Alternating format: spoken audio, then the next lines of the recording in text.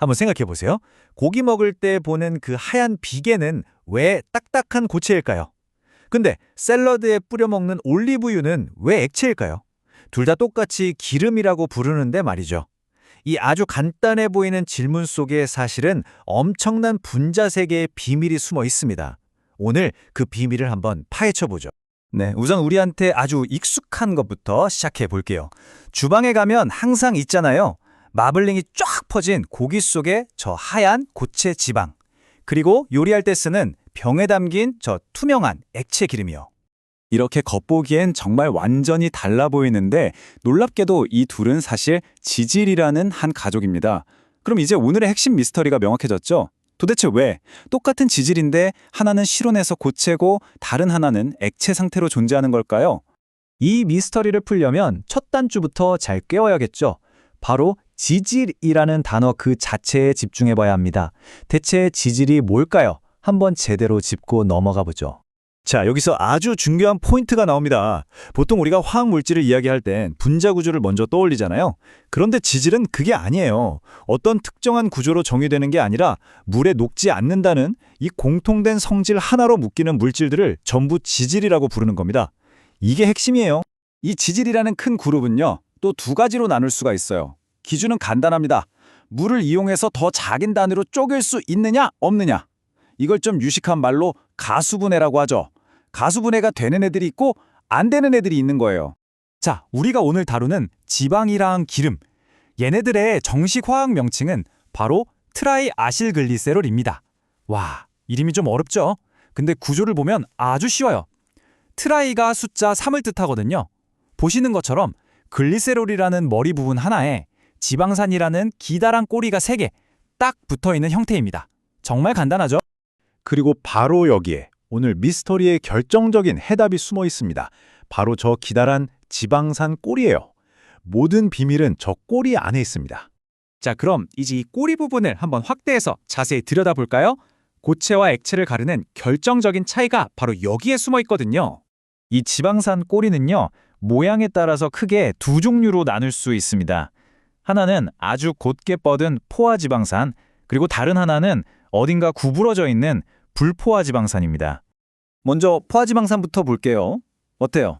분자 구조가 정말 반듯하고 일직선이죠? 이건 마치 잘 다듬어 놓은 장작개비 같아요. 차곡차곡 빈틈없이 쌓아올리기에 아주 완벽한 모양입니다.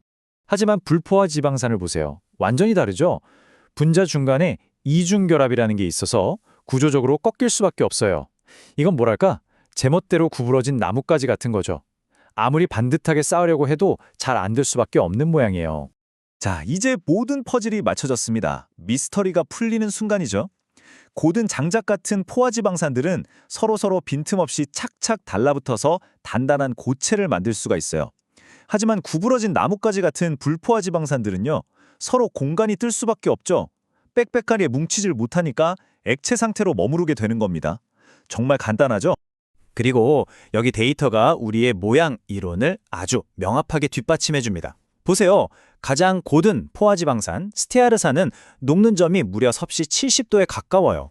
그런데 꺾임이 있는 불포화지방산일로 갈수록 녹는 점이 쭉쭉 떨어져서 결국 영하까지 내려갑니다. 정말 분자의 모양 하나가 모든 걸 결정하는 셈이죠. 그런데 말이죠. 여기서 이야기가 한번 확 꺾입니다. 아주 흥미로운 반전이 있어요. 인간이 자연의 섭리를 거스르고 이 분자의 모양을 인위적으로 바꾸기 시작했거든요. 그리고 그 결과는 우리 건강에 아주 직접적인 영향을 미치게 됩니다. 생각해보세요. 액체인 식물성 기름을 버터처럼 고체로 만들 수 있다면 정말 편하겠죠? 그래서 사람들이 수소화라는 기술을 개발해냅니다.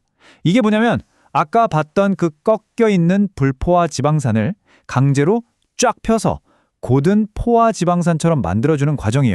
우리가 흔히 먹는 마가린이 바로 이런 식으로 만들어지는 겁니다. 그런데 문제는 이 인공적인 과정에서 자연에는 거의 없는 아주 이상한 모양의 트랜스 지방이라는 불청객이 탄생한다는 거예요. 그리고 바로 이 트랜스 지방이 우리 몸에 나쁜 콜레스테롤 수치를 높이고 심장병 위험을 키우는 주범으로 지목되고 있죠. 이 그래프를 보시면 이제 모든 게 한눈에 들어오죠. 우리가 맨 처음 가졌던 질문으로 다시 돌아가는 거예요. 돼지 그린 같은 동물성 지방 왜 고체라고요? 네, 바로 고든 포화지방산 비율이 압도적으로 높기 때문입니다. 그럼 올리브유는요?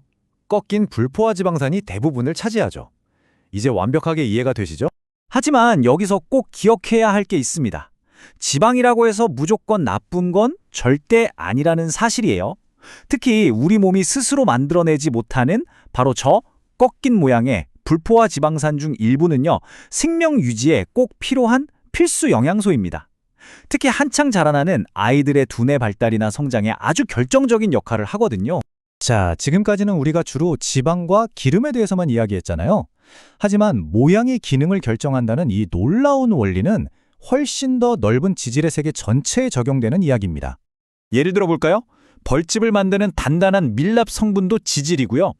우리 몸의 세포막을 만들고 또 여러 호르몬의 재료가 되는 콜레스테롤도 지질이에요. 얘네들도 다 각자 고유한 분자 모양을 가지고 있고 바로 그 모양 때문에 물을 막아내거나 세포의 형태를 유지하는 등 아주 특별한 자기만의 역할을 해내는 거죠. 결국 모든 이야기의 시작과 끝은 모양이었습니다. 기름이 액체고 비계가 고체인 이유, 그건 바로 눈에 보이지도 않는 아주 작은 분자의 모양 차이 때문이었던 거죠. 이처럼 작은 분자 세계의 원리가 우리가 매일 먹는 음식, 우리 몸의 건강, 그리고 더 나아가 생명현상 전체를 좌우하고 있는 겁니다. 이제 앞으로 마트에서 영양성분표를 보실 때 그냥 글자만 읽지 마시고 그 안에 숨어있는 분자들의 모양을 한번 상상해 보시는 건 어떨까요? 내가 지금 어떤 모양의 이야기를 내 몸에 담을지 선택하는 거라고 생각하면서요.